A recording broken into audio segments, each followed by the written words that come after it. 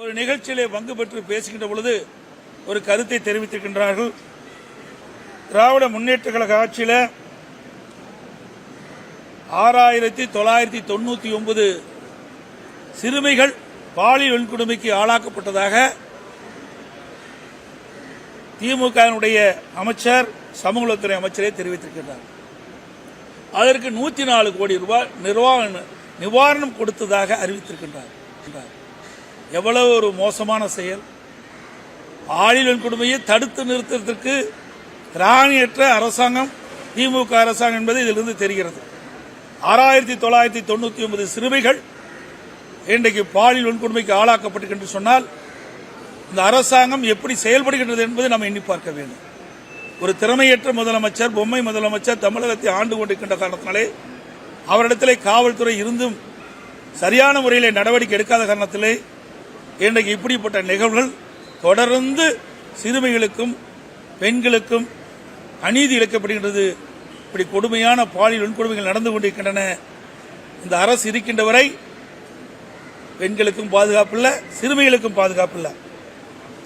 கடந்த 50 மாத திராவிட முன்னேற்ற கழக ஆட்சியில் சுமார் 6400 கொலைகள் நடந்திருக்கிறது. மிக மிக அதிர்ச்சி அளிக்கக்கூடிய ஒரு சம்பவம். தமிழகத்தில் சட்ட ஒழுங்கு அடியோடு சீர்குலைந்து விட்டது என்பதற்கு இதுவே ஒரு உதாரணம். இன்றைக்கு குற்றச்செயல் ஈடுபடுகின்றவர்கள் காவல்துறையில் மீது இருக்கின்ற பயம் என்ற உணர்வே இல்லாமல் போய்விட்டது. அதுக்கு காரணம் தமிழகத்தில் போதைப்பொருள் நடமாட்டம் அதிகரித்து இந்த போதை ஆசாமிகளால் தான் கொலை, கொள்ளை, திருட்டு, வழிப்பறிவு, பாலியல் கொடுமை தினந்தோறும் தமிழகத்தில் நடந்த வண்ணம் இருக்கின்றது. அது தொலைக்காட்சியிலையும் பத்திரிகையிலும் இந்த செய்திகள் தொடர்ந்து வந்து கொண்டிருக்கின்றன. அதே போல இப்படிப்பட்ட சூழ்நிலையில் கூட தமிழகத்தில் முறையாக டிஜிபி, நிரந்தர டிஜிபி நியமனம் செய்யப்படவில்லை. நான் பலமுறை சட்டமன்றத்திலும் தெரிவித்திருக்கின்றேன், தொலைக்காட்சியின் வாயிலாக தெரிவித்திருக்கின்றேன், ஊடகத்தின் வாயிலாகவும் பத்திரிகை வாயிலாகவும் தெரிவித்திருக்கின்றேன், அறிக்கையின் வாயிலாக வெளிப்படுத்தியிருக்கின்றேன். ஆக இந்த அரசு தங்களுக்கு வேண்டப்பட்டவர் ஒருவர் டிஜிபியாக வர வேண்டும் என்ற அடிப்படையில் தான் அவர்கள் இதுவரை நிரந்தர டிஜிபி நியமிக்கப்படவில்லை. ஒரு டிஜிபி ஓய்வு பெறுவதற்கு 3 மாதத்திற்கு முன்பாகவே அவர்கள் தகுதியான டிஜிபி பட்டியலை மத்திய பணியாளர் தேர்வாணையத்துக்கு அனுப்பப்பட்டு யுபிஎஸ்சிக்கு அனுப்பப்பட்டு அது பரிசீலிக்கப்பட்டு 3 பேர் மாநில அரசுக்கு அனுப்பப்பட்டு அந்த 3 பேர் ஒருவரை தேர்ந்தெடுக்க வேண்டும். இதுதான் முறை. ஆனால் அந்த முறையெல்லாம் இந்த அரசாங்கம் கடைபிடிக்கல. உச்சநீதிமன்றம் வரைக்கும் போய் உச்சநீதிமன்றம் இன்னைக்கு விரைவாக தமிழகத்தில் நிரந்தர டிஜிபி நியமிக்கப்பட வேண்டும் என்று தீர்ப்பு வழங்கிய பிறகும் இன்னும் அந்த பணியை தொடரவில்லை.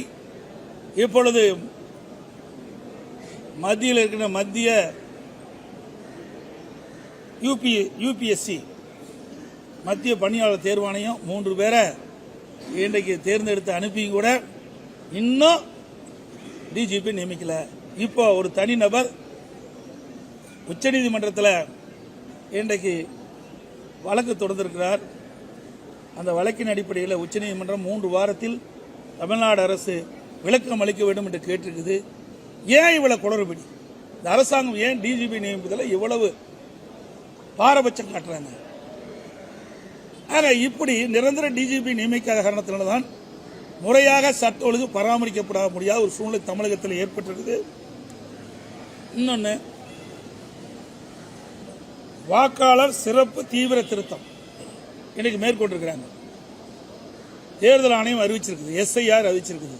சுமார் 21 ஆண்டு காலம் இந்த பணியை மேற்கொள்ள. இதற்கு முன்பு 8 முறை இந்த சிறப்பு தீவிர திருத்த வாக்காளர் பட்டியல் பணி நடந்திருக்குது. இன்றைக்கு ஒவ்வொரு சட்டமன்ற தொகுதியிலும் பல்லாயிரக்கணக்கான வாக்காளர்கள் இறந்தவர்கள் இடம்பெற்றிருக்கிறார்கள். தொடர்ந்து ஒவ்வொரு தேர்தலையும் அவர்கள் அந்த வாக்காளர் பட்டியலில் இடம்பெற்றே இருக்கிறாங்க. அதே போல நகரத்தில் குடியிருக்கின்றவர்கள் வீடு மாறி போயிடுறாங்க, அல்லது வெளி மாநிலத்துக்கு போயிடுறாங்க, வெளிநாட்டுக்கு போயிடுறாங்க. அவருடைய பெயரும் தொடர்ந்து பல ஆண்டுகளாக வாக்காளர் பட்டியல் இடம்பெற்றே இருக்குது. இப்படி முறைகேடாக இருக்கின்ற இந்த வாக்காளர்கள் எல்லாம் விடுவிக்கப்பட்டு தகுதியான வாக்காளர்களை வாக்காளர் பட்டியலில் இடம்பெற வேண்டும் என்ற அடிப்படையில் தான் எஸ்ஐஆர் பணி முக்கியம், எஸ்ஐஆர் முக்கியம். அதற்காக தேர்தல் ஆணையம் அறிவிச்சிருக்குது. அதை எதுக்குறாங்க திராவிட முன்னேற்ற. எஸ்ஐஆர் என்றாலே அலறாங்க, என்னன்னே தெரியல. சார் என்று அலறாங்க. இப்ப எஸ்ஐஆர் என்று கேட்டாலும் பதறாங்க. கூட்டணி கட்சி சேர்ந்தவர்கள்லாம் அலறாங்க, என்னன்னே தெரியல. இதுல என்ன தவறு இருக்குது? காலம் போதாதுங்கிறாங்க. 1 மாத காலம் கொடுத்திருக்கிறாங்க. ஒவ்வொரு பாகத்திற்கும் ஒரு PLO அரசு அலுவலரை நியமிக்கிறாங்க. அவள் வீடு வீடாக கொண்டு போய் அந்த படிவத்தை கொடுத்து பிறகு படிவம் பூர்த்தி செய்யப்பட்டு அதை திரும்ப பெற்று சம்பந்தப்பட்ட அதிகாரிக்கு ஒப்படைக்கிறாங்க. இதில் எந்தவித ஒரு காலதாமதம் ஏற்படுறதுக்கு வாய்ப்பே இல்லை. ஏன்னா ஒவ்வொரு முறையும் தேர்தல் வருது. தேர்தல் வருகின்ற பொழுது அந்த வாக்காளர்கள் வாக்களிப்பதற்கு அடையாள ஸ்லிப் கொடுக்குறாங்க. இப்போ 5 நாளில் கொடுத்துறாங்க. ஒரு பாகத்தில் இருக்கின்ற அனைத்து வாக்காளர்களுக்கும் 5 நாட்களில் அந்த பூத் ஸ்லிப் கொடுக்கப்பட்டு அவர் போய் வாக்களிக்கிறாங்க. அப்படி இருக்கின்ற பொழுது 1 மாதம் கொடுத்திருக்கிறாங்க. ஒரு பாகத்திற்கு சுமார் 1200 வாக்குகள் என்று வைத்துக் கொண்டார் கூட சுமார் 300 வீடு தான் இருக்கும். அதுக்கு மேலே இருப்பதற்கு வாய்ப்பே இல்லை.